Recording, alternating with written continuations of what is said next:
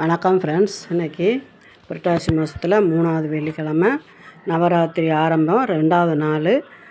கோயிலுக்கு போகணுங்கிறதுனால காலையிலே வந்துச்சு விளக்கேற்றி சாமியெல்லாம் கும்பிட்டு முடித்தாச்சு. இன்றைக்கி சுரக்காய் இருந்தது, அதை பாசிப்பருப்பு போட்டு கொஞ்சமாக சாம்பார் வச்சாச்சு. அது சாதத்துக்கும் நல்லாயிருக்கும், இட்லி தோசைக்கும் நல்லாயிருக்கும்னால அந்த மாதிரி வச்சுட்டேன்.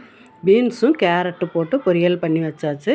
இப்போ மதியம் சாயந்தரம் என்ன செய்யணுன்ட்டு டீ போட்டு சாப்பிட்டுட்டு கோயிலுக்கு போகிறதுக்காக சீக்கிரமாகவே ரெடி பண்ணி வச்சாச்சு.